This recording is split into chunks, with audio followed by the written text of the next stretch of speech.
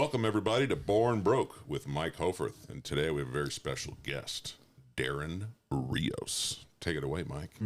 Darin, thanks for being here, buddy. Yeah, hell yeah, dude. Yeah, dude. Darin and I just met recently. He has his own social media stuff. What's your handle? All that kind of, where can people find you? Let's start it off that way. Yeah, just Darin Rios.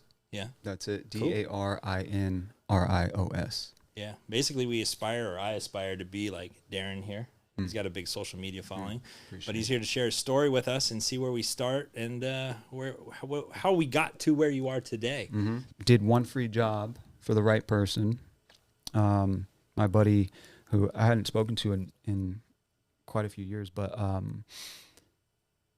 brought me out. He's a DP, and his name's Rob Witt.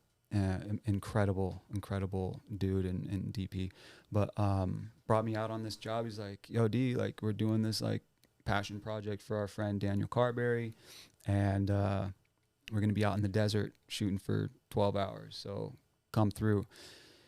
So I showed up on an empty tank of gas, not knowing how was gonna like, but he was the right dude to work for.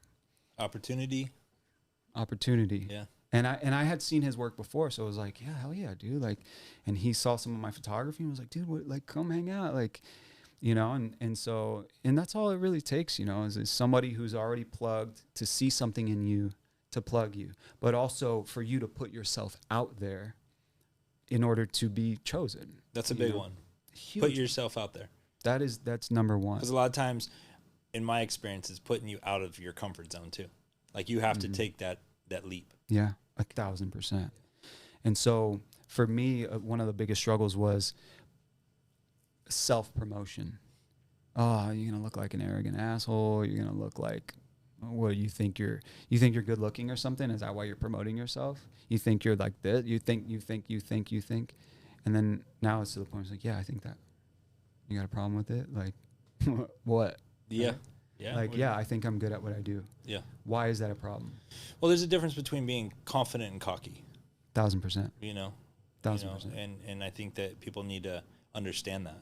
And I think what I've seen in one of your social media posts is something along those lines, the difference between being confident or cocky, right? Yeah. 1,000%. And that's what I felt like I struggled with, because I mistook my confidence for cockiness. And then also my people-pleasing tendencies of, I don't want anybody to think that I'm cocky. You know? Are you? No. Right. No. And so, anyway, that held me back for a lot of time in my life, because I was fearing how I was going to be perceived. But when I met this guy, I was like, no, dude, like, I know who he is. I want to be his friend. Like, I want to work for him. So anyway, brought me on this project. There was other people there working for free. I was going to say, I wanted to take you back. I'm glad you just said that. Yeah. The opportunity that you saw, right, was an unpaid opportunity, right? So, I mean, that's also important in my mind to recognize that opportunities don't always have to be paid, right? Yeah, no. And just because you're working for free, you're not really selling yourself short either. Right? You don't know what's going to become of it, and I feel like you're going to tell us what became of yours. Yeah. And this is something that I had to learn, or that I learned later in life, is being paid or money isn't the value. Time is the value. Yeah. Right? 100%. So it's like, you know, that old saying of I forgot what it was, but it was like this oil rig that was having problems, and they had all these people come in to try to fix it, and nobody could really fix it. But they're like, oh, we need to call that guy, but he's going to charge us an astronomical amount of money to come do it. It's like, yeah, but he'll do it. And so he shows up, fixes it in 5 minutes, charges them $500,000. Like, for 5 minutes? It's like, no, it's not the 5 minutes. It's the 40 years I've spent learning how to do this in 5 minutes. Yeah. You know? And so you can keep compounding. Right. And so time is the currency. And so I wish I understood that sooner. And maybe subconsciously I did, you know, because I knew, okay, I'm going to spend time with these people, and that time investment is going to equal financial rewards or opportunity or whatever. Yeah. So did that 3 years or on that set. Here was the key moment. Being very clear about what I wanted to do, because he's like, oh, go be a part of your camera department. You can change these lenses, or you can, and then he tried to put me on DIT. That. No. So I was like, what's DIT? DIT is basically like organizing file. Like they dump all the files on you. You get everything. It's a digital imaging technician. Yeah. So that So doesn't you're sound like a lot of fun. well, No. you're responsible for all the files. Yeah. Yeah. Organizing. Yeah. Gotcha. Yeah. And like if they want to come like, watch playbacks on that stuff or whatever, you got to know where everything's at, color code it. And some people, like, that's what they do. Mm-hmm. Me, I'm like, dude, don't hand me that card. Like, I don't want to plug this in. And so I told them, the director, I said, he had his camera and he was taking pictures. I said, yo, D, I can take pictures for you. I'll just do some like BTS. I'll shoot for the poster, any advertising, whatever. I'll just be the guy, excuse me, to do that. He's like, please. And gave me his camera, shot it up. They loved all the stills, and I became stills photographer. Didn't even know that was a job. So 3 years later, the producer on that film calls me. He gets an executive role, I think at Funny or Die, where they have branded content. So it was A-list celebrities pretty much with big brands. So like Coca-Cola and Kevin Hart paired up, brought me on to be the photographer, right? So that was my whole goal as a photographer, to shoot with the celebrities, shoot with big brands in Hollywood. But I was like, oh, I need to get an agent. I need to get a manager. I need to all this stuff. And I would try that. I would send my portfolio and like, you're whack, you're whack, you're whack. And I'd get denied all the time. And yeah, like they had some good points and some good feedback or whatever. But I found myself doing what I wanted to do without having to do it the way I thought I needed to do it. That's an interesting thing you just said, right? Because I think a lot of us, especially me, I thought the same thing. Like you think you know the way you're supposed to do it, but 9 times out of 10, it's not how it is. I mean, I find myself, I think that, reverting back to a little bit of what you said too, is people don't want you until you're doing something. Yeah. And when you're doing something and not available, or doing something that they perceive as cool, now they want you. Yeah.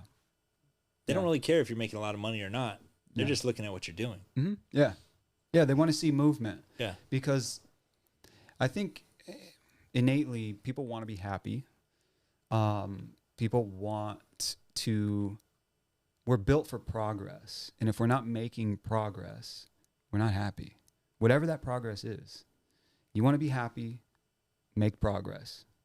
And whatever that looks like. You want to get in shape, do 20 push-ups. That's progress. Right? Yeah. Even if it's an inch in the right direction.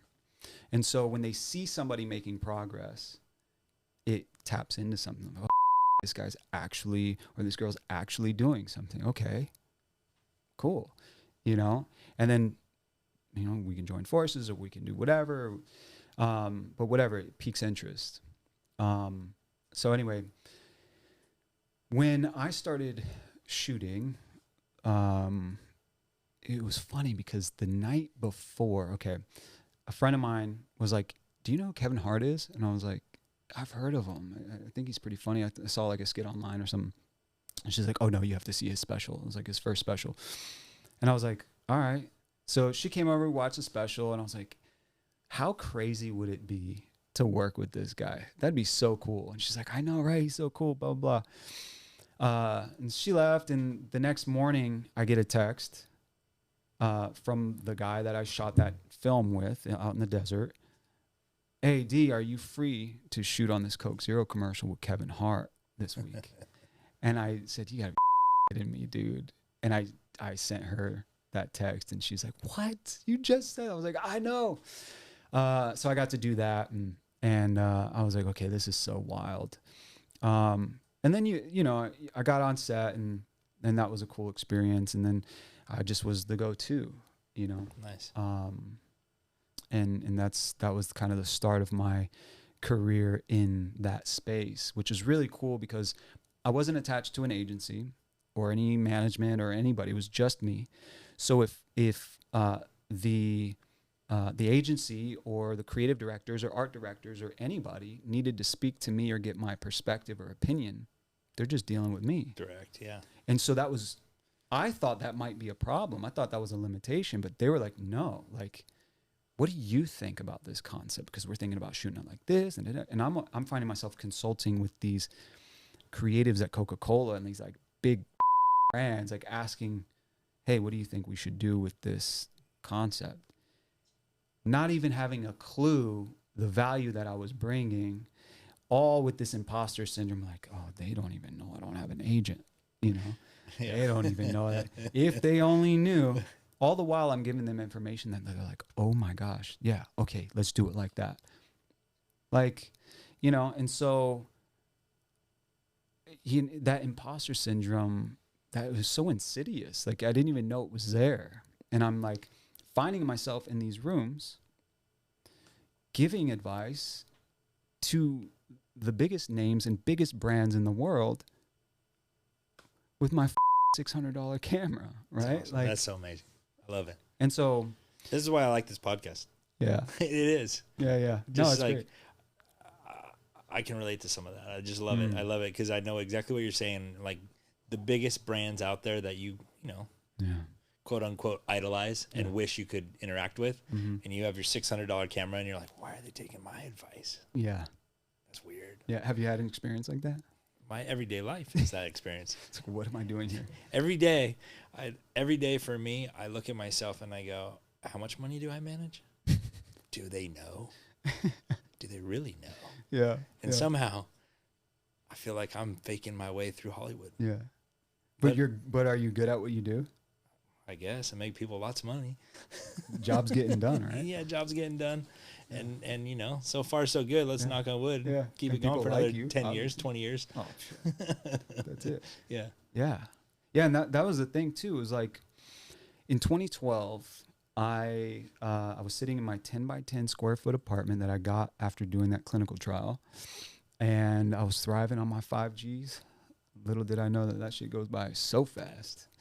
But granted, this was what, 2012, so 5Gs. You know, my apartment was like $600. Now that apartment's like $2,000. Yeah. So anyway, I don't know what came over me. It was like one of those Queen Latifah moments where it was like, I'm going to work with Johnny Depp. And I don't know when or how, but I just got on Facebook and I just wrote it. I don't know when or how, but watch. I'm going to have a shoot with Johnny Depp. I don't know when or how, but watch. Just felt it. Anyway, my career started kind of progressing, and like, I ended up getting an office downtown in the New Girl Lofts. I don't know if you know those lofts. No. Binford Lofts in the Arts District. Have you ever seen New Girl?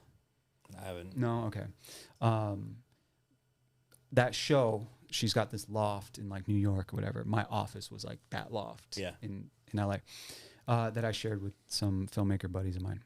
And I'm there. I'm leaving one night. I get a text. Yo, D, are you available to shoot for 4 days? I said, like next week. I said, yeah, what is it? He's like, all right, we need you to sign this NDA. I does a bunch of like random shit with big names. So I was like, all right, cool. Signed it, sent it over immediately. He's like, we need you to work with Johnny Depp for 4 days, an hour each day. You and him just go and shoot and do whatever it is that you need to do. You're the master of manifestation. Bruh. So I'm like, I'm in the elevator going down. And I just fell against the wall. I was like, you gotta be kidding me. Damn.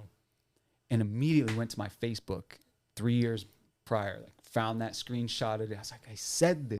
I said it. And so anyway, I was like, okay,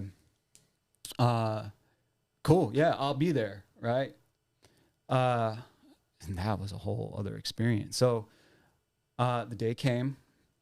I'm driving to set, and I'm like, what are you doing? What are you doing? You got your camera's falling apart. you're struggling, and what are you gonna go shoot the biggest star in the world? $300 Sigma lens and $500 camera body with some $150 LED, not LEDs, but strobes that shot like, for anybody who knows photography, they're like 150 watt second strobes that are like basically like your camera. like I'm gonna get there, I'm gonna shoot with Johnny, and his team's gonna be like, this guy doesn't know what he's doing. Get him out of here. I was like, no, I'm not gonna do that. Literally was like, I need to go home. I know. Okay, maybe I got diarrhea. Maybe I'm gonna tell him anything. I said, no, I'm gonna go fail. I'm gonna go fuck it. At least I could say I failed at this. I got in the room with Johnny and I failed, but I did it. And so I showed up quivering all day. He was 5 hours late because he had to do prosthetics. He was playing Donald Trump and do this prosthetics, and like, fuck, it took forever. And so he was late, but he showed up, and we were on set off base camp to the street we're shooting on. I didn't have any of my lights because it was daytime. We're supposed to shoot in daytime. The sun went down, and I'm on this camera that has no capability of shooting low light. I'm like, oh God, what am I going to do? What am I going to do? And so he shows up. I'm the first person he sees. He jumps out full prosthetic, and I'm like, don't fangirl right now, dude. Like, professional, right? And so I'm like, Johnny, what's up, brother? He's like, what's up? He's like, you ready to do this? And like smoking he's the coolest dude ever. Smoking his cigarette, stomps it out, fist bumps me. He's like, let's go. And like marching over, where are we? You know, and he goes, does his thing. They call me, like, all right, Stills, do your thing. You got Johnny. So I walk over there, introduce myself formally. He's like, all right, where do you want me? And I'm like, shit breaks. There's no light. There's one little lamp like near this door that we were shooting near. I was like, all right, so this is what we're going to do. I was like, please don't ask to look at the photos afterward. Please. I'm like, God, no. Because sometimes they like to pull in and check focus and do all that stuff. And I'm like, okay. All right, Johnny, blah, blah, blah. Here's what we're going to do. Gave him instruction, some direction. I said, okay. I pulled my viewfinder up. I said, all right, here we go. And I shit not, it was lit. There was a key and a bounce. And I was like, I pulled it up, and I was like, and the DP and his assistant were like, where do you want me, boss?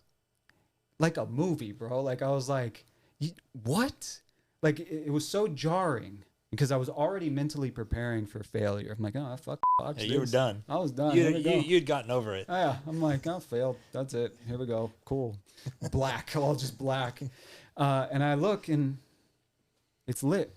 And they're like, where do you want me? And I was like, oh, man. All right, no time for thank yous. It's like, right here, let's do this. Boom, boom, boom, Johnny, blah, blah, blah, blah. Nailed it. Had a blast. Afterwards, was like, what the fuck? I'm supposed to be here. I'm supposed to be here. And then after that, like, every time I would shoot with them, it was just like the chillest thing. Wait. Every time you'd shoot with Johnny? Yeah. So I shot with them for 4 days. Oh, okay. Yeah, for about 30 minutes to an hour each day. Damn. So they blocked out that time for him and I to just go shoot wherever 4 days. on set. Yeah. So, can I grab a quick question here? Yeah, do it. All right, cool. Yeah, that's approval. Okay. At that point, when you completed that shoot, did the imposter syndrome finally go away? And then you're just like, now I'm here? Like, I've arrived, and I'm not, like, going to think that I'm going to, just be an imposter. Like, 'cause we all go through that, I think. Right. Yeah, that's a great question. I don't think my imposter syndrome has ever left. Yeah. And it wasn't until this past few months, actually, that I've had a massive breakthrough in it. Yeah. And so, I can touch on that a little bit, but no, it didn't go away. It boosted my ego, like 100%. Like, Confidence up? Confidence was up. Like, I get to say I worked with this person, but at the end of the day, like, nobody f***ing cares about your ego. No. Nobody cares about that. But I think having good people around you, because this guy or Dave or you with Dave, all your close friends, they're the ones that are like, dude, you're the man. Yeah. Thank you, dude. Because you don't think that, because if you do think that, the foot comes off the gas pedal. For at least for me. Oh, yeah, I always same. try to tell myself, I suck, work hard today, be better. Right. You know? Yeah, and the thing is that there were some of my friends that were like, oh my God, that's so dope. But the moment that only lasts so long. And so if you can't find approval here first, you're not going to find it from anyone else. Like their comments will boost you for a second and then deflate you. Yeah, exactly. But it's only you that can keep that pump going, that self-esteem going. And it's like, fuck, how do I didn't know how to do that, you know? So it was always needing people's approval. So when I wasn't getting it, I was dying. And so it was like, because I was operating from a place of, I'm not enough. You make me enough. Working with this person makes me enough. Doing this job makes me enough. Accolades and names and made me enough. And so when COVID hit, oh, you ain't got shit. You know, who are you now? I'm like, it's kind of lost by yourself. Yeah.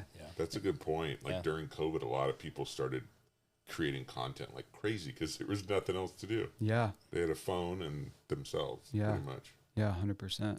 Yeah. So the imposter syndrome never went away. It was more of an ego boost than anything, like I said. And so it was like, then COVID hit, and then that was like, oh, okay, what do you have now? You know, like you can't, because my whole job was like relying on producers and directors and other people to say, hey, we have a project, come on. And so what that did for me was like, okay, I've had these opportunities that were very luck of the draw, very just rare. Right. What now?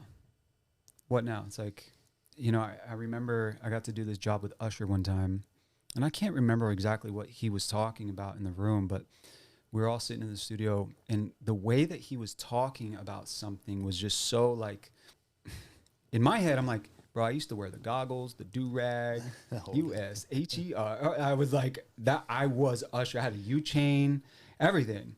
And I'm sitting in here like, he's literally talking about some shit about life that I feel like I've been through and I can relate. And he's on a whole different planet than I am. And so what that did for me was, and not just him, but even when I was working with Johnny, like he would ask my opinion on things that I'm like, I can't believe you're asking me what to say right now on what lines you should use or like what you should say in this scene, you know? And like, and then also telling me that he's like, I'm not good at taking photographs. So like, you're going to have to tell me what to do. I was like, do you know who you are? Like in my head, I'm like, like I even told him, I was like, shut up, dude. And he's like, no, for real. I'm not great when it comes to photographs. I was like, don't worry, I'm good at what I do. He's like, okay, good. I trust you. And we went and we shot, and I was like, is this conversation even happening? You know? And so what that did for me after COVID hit, and I also was doing this job for this company who was working with someone in the Kardashian circle, helping them build their clothing brand. And so that was a pretty big contract for me. This was before COVID, and it got terminated like randomly. And then come to find out it was like on some like weird bullshit. And so it was like, I had all these like accolades, all these like opportunities and achievements, and then now nothing. What are you going to do? You know? And I was like, whenever and I think about this now, whenever I talk to people and I'm consulting or coaching, it's like, it's not, when you find yourself in a moment of, what am I going to do now? Try to think of it as, what have I been running from that I should have been doing all along?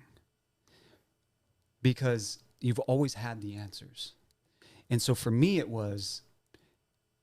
it's about time you stop hiding behind the camera. Well, yeah, but what if I come out and I say some shit that's controversial and get canceled? What if I come out and I start speaking about my relationship with God, and then people hear me cuss and then label me a heretic? What if I come out and I say something that's not politically correct and the whole left and right come? What if I just fail? Well, what if you don't? You know, what does that look like? It's like, okay, well, I change people's lives. I help people. I live with more purpose. I feel like I don't work a day in my life. All right. How does that feel saying that? My fucking heart is pounding. Like, I don't even know what that looks like. You know, you figure it out just like you figured everything else out, you know? And so for me, it was like, okay, all right. I want to work with these high caliber people. I don't want to be behind the camera in the room with Usher. I want to be by his side. You know, I don't want to be behind the camera with someone like Johnny or these higher ups. I want to be by their side because I have a perspective that they might not have, that might be able to help them in some way, shape, or form. And it was like, yeah, but you're really not that good, you know? And so when it comes to imposter syndrome, I set out to do what I now do as a consultant. And like, it was this constant dissonance of like, I know what I should be doing, but my nervous system and my imposter syndrome and all of that trauma is still like, what do you think you're doing? It's like, I'm doing this and it's working. See? And they're like, it's like, yeah, but wait till they find out. And you're like, find out what? It's like, that you're a fraud. And it's like, hold on. Who is this talking? And this is like a pretty recent revelation. Who is this talking? Oh, it's just me. It's my self-image. How do I change that? By behaving differently. It's like, what if they find out that you're not as good as you think you are? Well, let's think about that. What good have I done? X, Y, and Z. And I start like pointing out my accomplishments and the ways that I've helped people and the things that I've helped them with. It's like, oh, affirming myself the way that I needed affirmation from my parents. You know, like doing that inner work that is easy to talk about, hard to do, you know? And when I started doing that, that was the only way I could sustain myself. That's the only way I could show up on camera and do something cringe.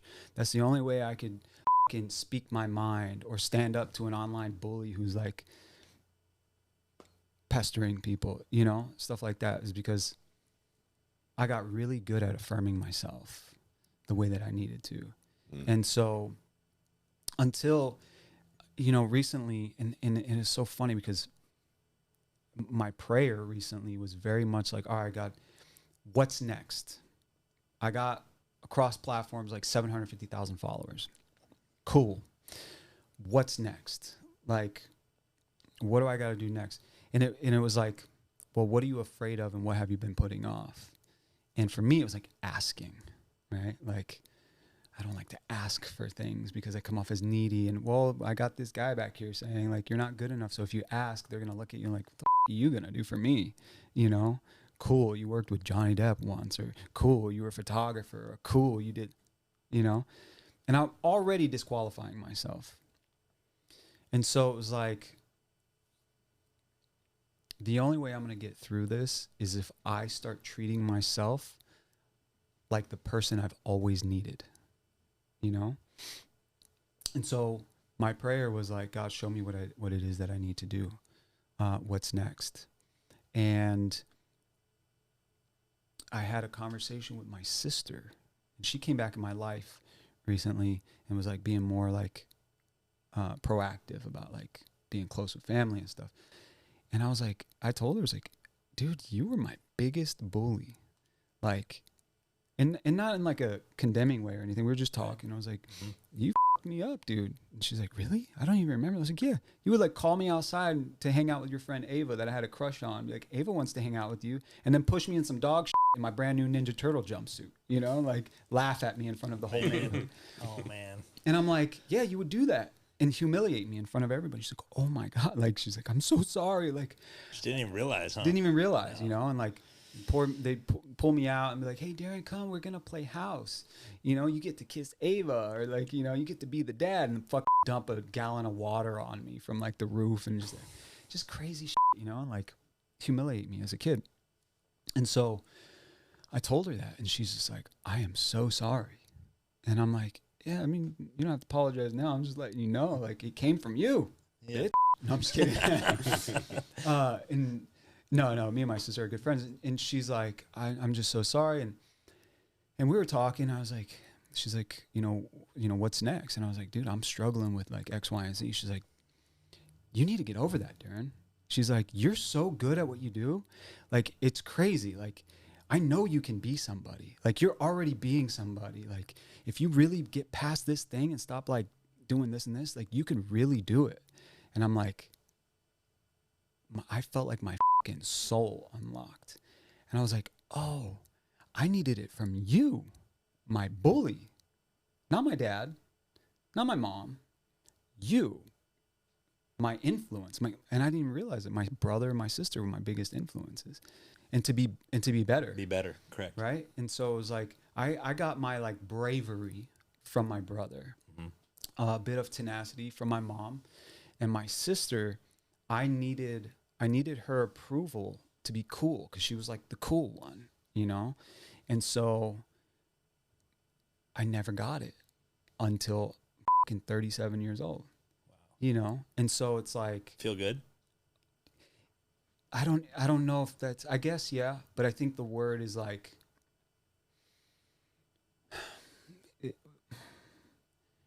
you can breathe, you know? Like, it's almost like a weight. Oh, shit, there I am. Like, you wake up. Yeah. It was like a veil just like literally just went, vroom. There you are. You've been good enough all along. I'm like, it just took you. Where have you been for 37 years? Like, I've been struggling with confidence issues. All I needed was you to tell me I got this. And I've been thinking my dad, like, and my dad tells me all the time, I'm so proud of you. You got this. I know you can be an actor. You should be an actor. You need to go be an actor, you know? And like, when I think I even tried out for America's Got Talent when I was like 17 or 18. And he's like, he was pushing me to go do it, you know? And like, he was like my supporter. He's like, you got it. Like, even though he was like, at first, like, you suck. And then all of a sudden when I got good, he's like, you need to go try out. And it just never clicked. I still struggled, but it wasn't until 37 years old. And my sister says, you're somebody. Like, you're so, like, you got this. And then, you know, I was talking with my girlfriend, like, she has a lot of weight too in her opinion about me. And she's like, she said a few things that was like, here's what I think. You're downplaying yourself a bit too much here. And she's like, you don't see your value sometimes. And she said it in a way that wasn't condemning, but was like, she was a little annoyed. Like, stop downplaying yourself. And it just like hit. I'm like, you're right. I have a family now. I ain't got time for this downplaying shit.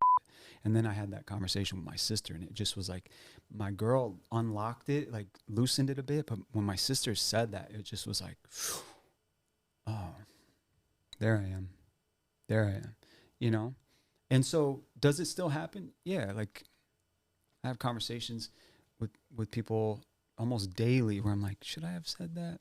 Yeah, I'll leave this podcast thinking like, maybe I should have said this, whatever. But at the end of the day, it's like, was I honest? Authentic, honesty. That's it. Like, was it true? And if I said something that could have been mistaken and it gets brought up, am I ready to talk about it? That's it. Cool. Let's go. You know? And so to kind of go back to your question again about the imposter syndrome, it doesn't really like go away. You just get better at managing it, you know, and identifying it and saying, I see what you're doing. Like, I had a money conversation this afternoon, and my heart started racing. I'm like, why is your heart racing? These terms are very clear. There's no weird shit going on. And I was talking to my girl. I was like, I think it's because I have this fear of being misunderstood, you know? And it was like, huh. And then I just identified it. It goes away, you know? And so I think it's not about not feeling a particular way. It's about recognizing when you feel a way that isn't true to who you are, you know? Oh, I'm afraid I'm going to be seen as a liar. I'm afraid I'm going to be seen as an imposter. Are you that? No. Okay. Then take that feeling, feel it, set it aside, and be who you are. Who are you? I'm an honest, good person, and I know this. And I trust myself at the end of the day, you know? And if you can go to bed saying, I trust myself, it doesn't get any wealthier than that. Right. You know? Yeah. So it's right here. So what are you doing now? Where are you now? Like, you kind of touched on it, I think, a little bit in there, but you said it's something about coaching. Yeah. So I started coaching one-on-one, and I only wanted to work with a handful. You're doing one-on-ones? Yeah. Okay. So I'll work with executives or CEOs, stuff like that, who are trying to build a personal brand. People who've already had some sort of success that they're now like, okay, money's not an issue. Building companies is not an issue. Something's missing. What is that? You know, could be something personally. Like I need someone that I can like talk to help me sort this out.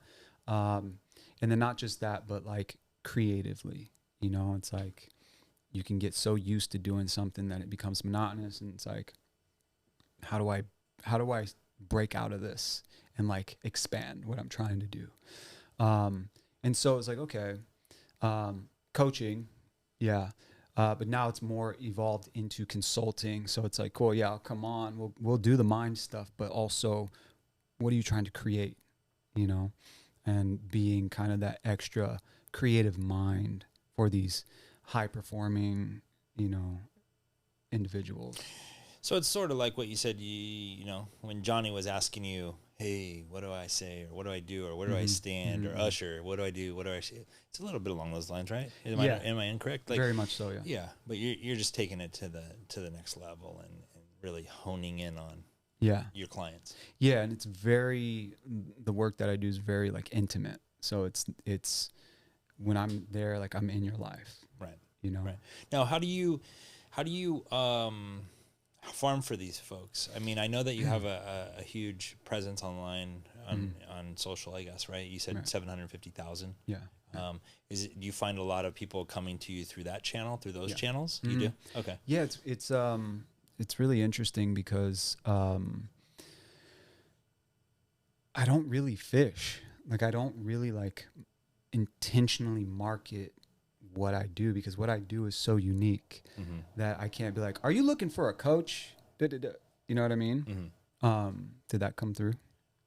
Yeah, no, I think we'll be all right, but it does sound like a car that drove by all quick. I know. Yeah, so you don't usually coach and you don't usually fish. Yeah, I don't usually fish for clients. That's why they come.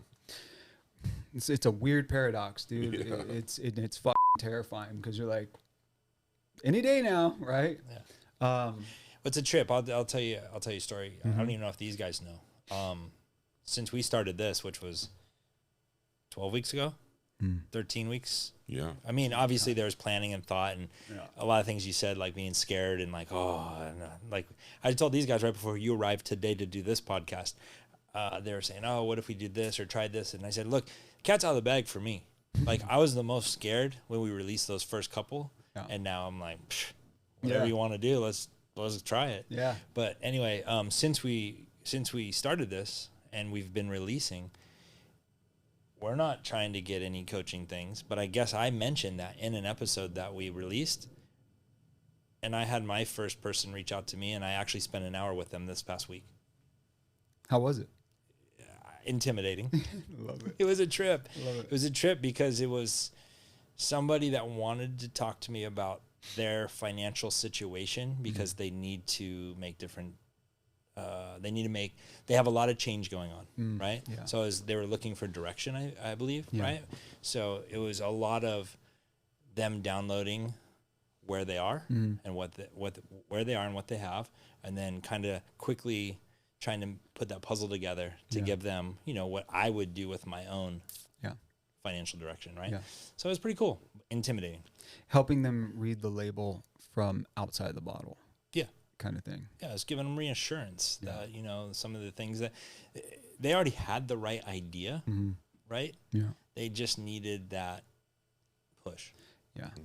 Yeah, that's what it is. It's what did my girl told me this recently. She's like, you're really good at seeing people and affirming them. What does she say? You give them assurance. And I was like, yeah. And I'm like, for a minute, I'm like, where's the value in that?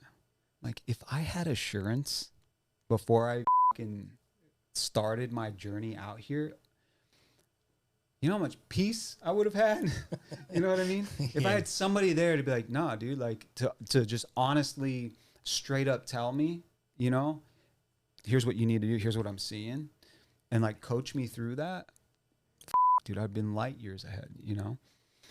So yeah, it's that assurance. And I think it's that crystal ball and it's earning your stripes, right? Like the journey you have, because it lends me to ask you,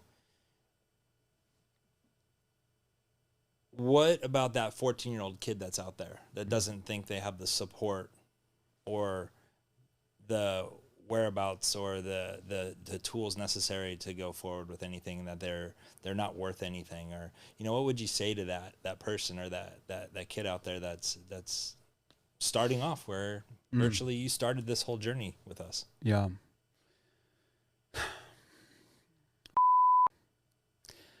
I would say,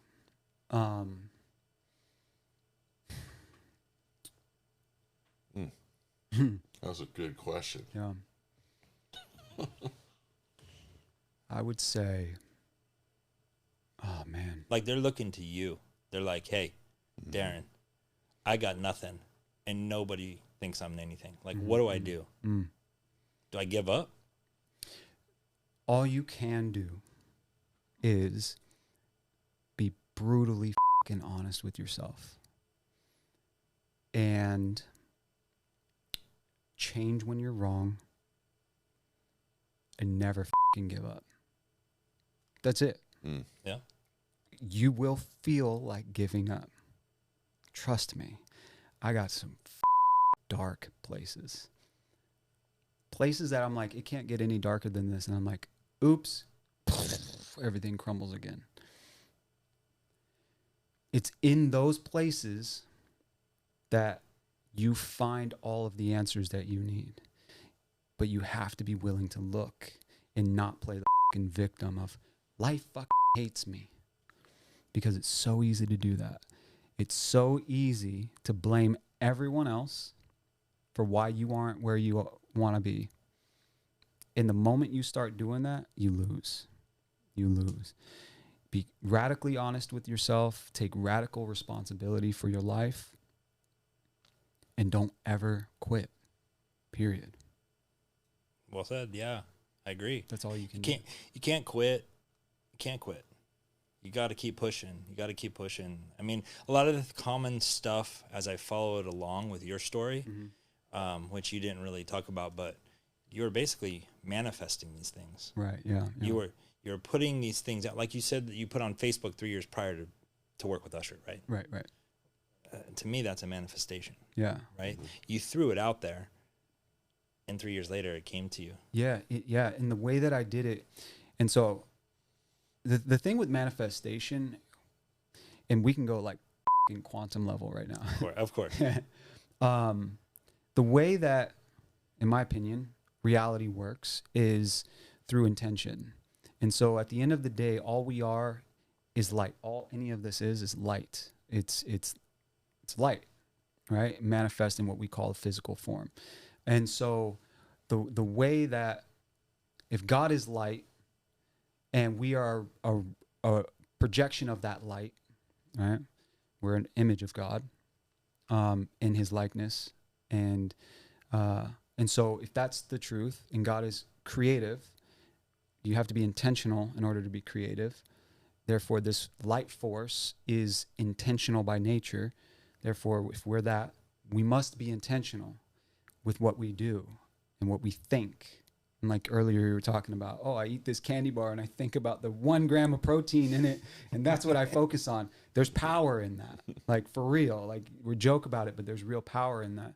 And of course, like you can't just eat candy bars all day, but you understand what I'm saying. And so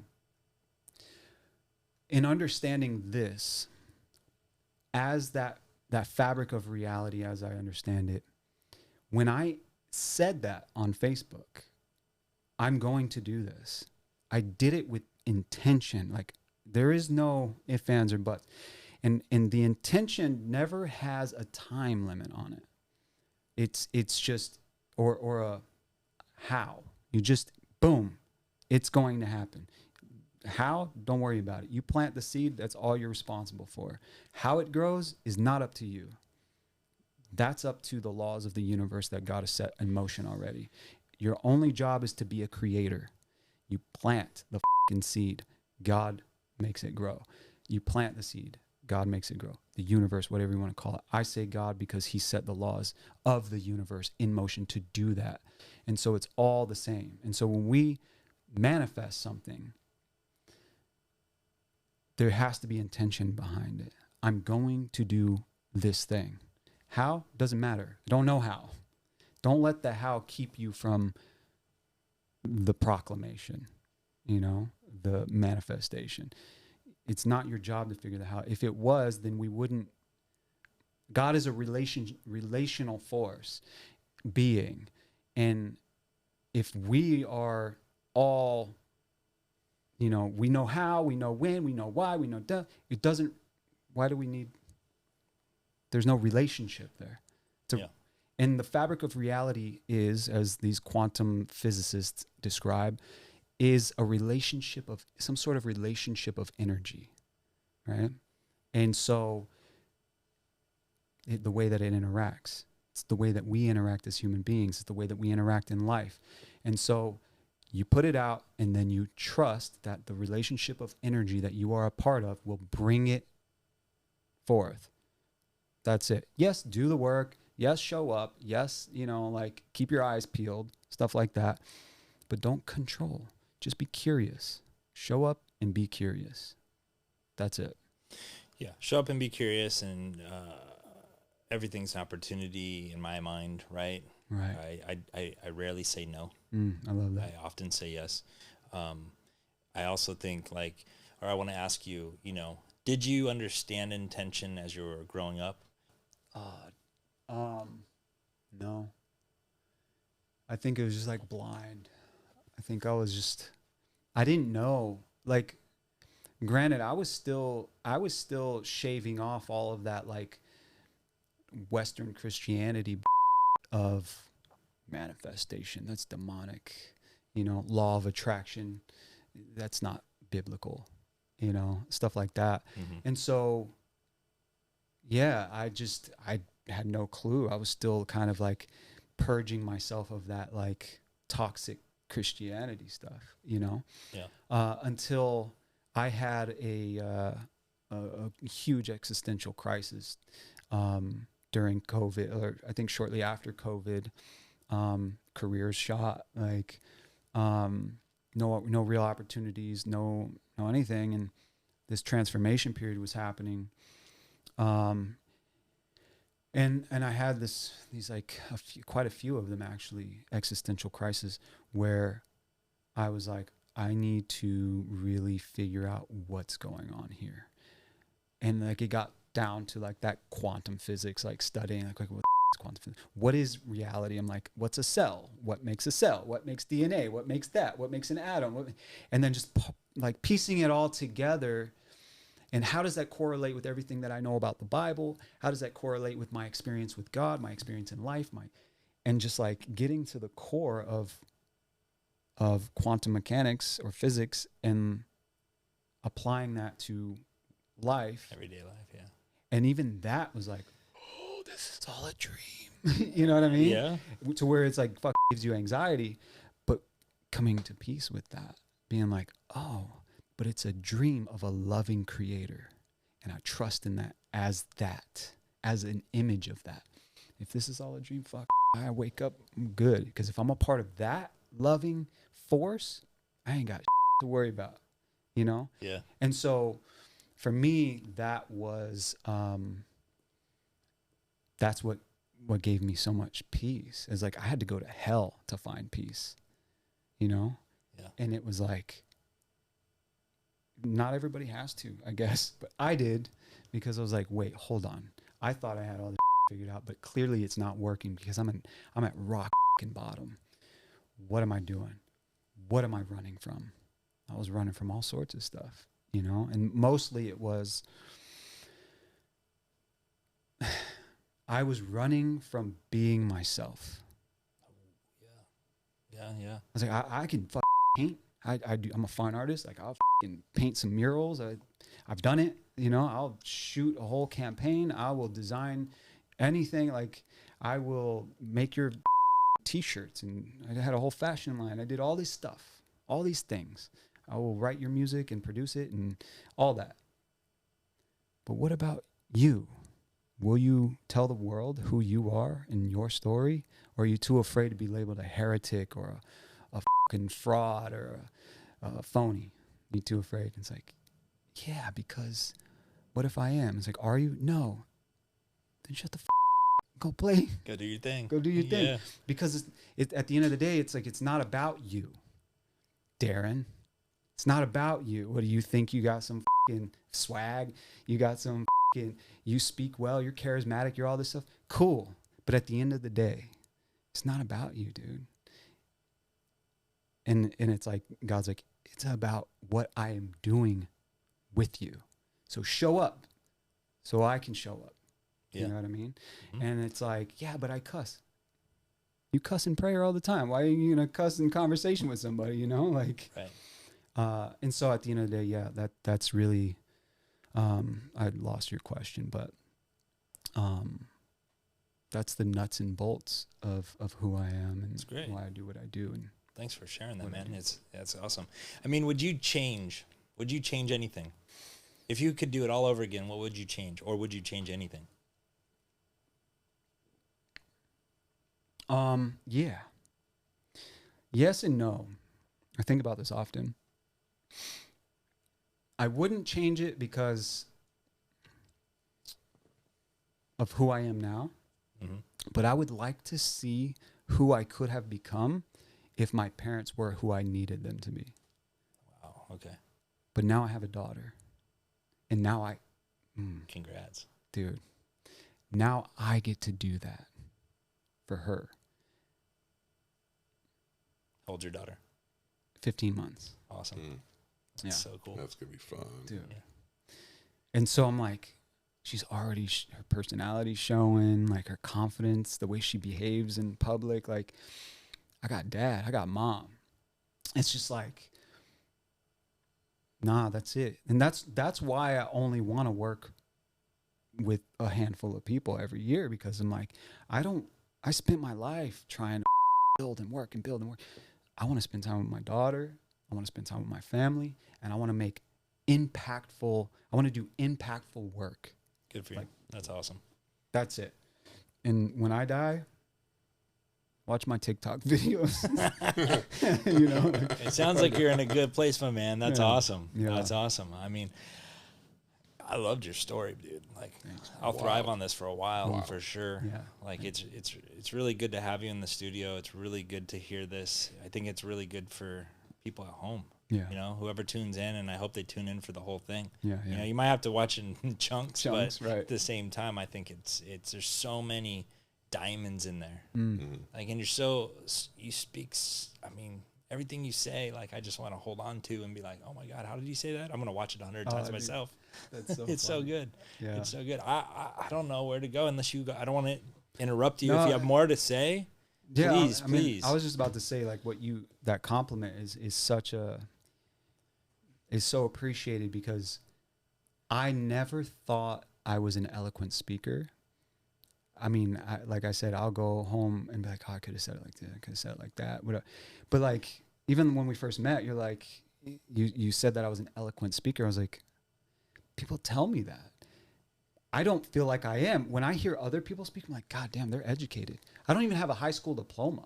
Like, and so I would gauge my worth and my like value or my like whatever based on that. I'm like, oh, they clearly went to college, you know? Yeah. And I'm over here like ass that, you know, like but how did they say that? You know, and of course I can be better in many areas, but like I really appreciate that compliment. And I think that's something that I'm still learning how to just really accept about myself and like own, because it's like I don't see it. So I mean, that's not true. There's sometimes like, damn, that was bars, dude. Like that was that was good, right? Like write that. But then there's other times like, what the did I just say? You know? And I'm sure we all have those moments, you know, but I really appreciate you saying that. No, you do. You do. Like from your social media, like all your delivery, it's 100% on point. Like it's good, man. It's good. It's really good. So, you know, not just because of that, but I really do appreciate you coming and giving us your time, bro. Yeah. I really do. And anything we can do, you know, or you know, you let us know for sure. Yeah. You know, do you have anything? You have one more thing? No, I just wanted to compliment him too, because I grew up in Florida, Fort Lauderdale area, and I could just tell you, I understand how wild Florida is. Yeah. Oh yeah. And I know a lot of people like you, and percentage-wise, you probably had a 99% shot to end up on the wrong side of the tracks. Yeah. And I know a lot of guys like that, and you did make it, right? Yeah. And that's pretty awesome. Yeah. I have the easy job. Mike has to sit here and do the actual interview, but I just get to listen. Yeah. And that was a wild story. Yeah, and, but it's beautiful that you're on this side. Yeah. And you're doing cool stuff. And yeah, I'm excited to see what you do next. I just like the perseverance, man. I like the perseverance. I mean, like I said before we even got on camera, right? Mm-hmm. For me, it's the 14-year-old kid out there that doesn't think they're worth. Yeah, you know, right. And it's an unfortunate situation, but if they really take away what you just told them and fight through the fire, they too can have the successes. Yeah, because it's there, and you can achieve it and you can get it. Yeah, but no one's going to hand it to you. Yeah. No. You got to keep pushing, and when you get beat down, you got to push up, and you got to keep they're going to beat you down. Yeah. That's what they always say. Like I'm going to be an old guy now. That's how you earn your stripes, you know what I mean? Right. Yeah, right. Like that's how you earn your stripes. You have to pay your dues. Yeah, you have to pay your dues, but dude, so much love to you, and thank you so much for being here, and you know, maybe we'll you know, episode, I don't know, 100,005. I will come on anytime. Yeah. Cuz there's so much between all of that. That's just I mean, you know, and I'll say one more thing too, like what you were saying. For some reason, I felt like I knew you were from Florida, but you saw it in my eyes. You just look like a Florida dude, like chasing alligators. Right. Yeah. When I started kind of waking up to the fact that maybe I was the problem, and my trauma and all the shit I've been through. What you said is like 99% of those people don't make it out. Mm-hmm. There's this test called like the ACE test or something like that, where it's a psychological exam that it's like a trauma exam that you take. And if you score above a certain amount, like you're pretty much, your fate is sealed. Like you're dead, in prison, hooked on drugs. Like you're not going to have a good life. I scored like an 8 or a 10 or something like that, pretty high up. Told me, this was, first of all, I didn't know what trauma really was. Then I find this, and then I'm like, oh, I'm going to die. Oh, man. Oh, I'm going to die. I already feel like I'm dying. I ended a 7-year relationship, had no money, and now I'm realizing that my parents neglected me as a child, and I got all this trauma. And now this trauma test is telling me I'm and I'm alone in my apartment with no way to pay my bills and a dog to take care of. What am I going to do? And I shot one TikTok video sharing this manifestation story about a blue feather. And 750,000 followers later, more than that now, but like, and a whole rude awakening of shit happened. I wasn't supposed to make it. And yeah. You did. Yeah. Because you didn't give up. and I'm doing it every day. That's right. You know what I That's mean? right. So I appreciate it. Thanks again. You know, I'm sure we'll sit down and have more conversations. I might tap you for some of your services. Yeah. And Anytime. you know, again, where can they find you in case they Just Darin Rios at Darin Rios, DarinRios. That's what everything's under. Cool. There you have it. Subscribe to the channel because we could always use more. Yeah. Hit the thumbs up. Yeah. Give us some likes. Comment. We need people to comment, please. Yeah, Write comment, something like, on the share. wall. And then also too, if you have other questions, like if you want to see somebody on, or like see if we can try to get somebody on, or Yeah, give us a suggestion. Absolutely. suggestions are good. Cool. Yeah. Well, at that, I don't have anything else. Thank you very much, and Until Perfect. next time. that's a wrap. Thank you, everybody. And that's a wrap.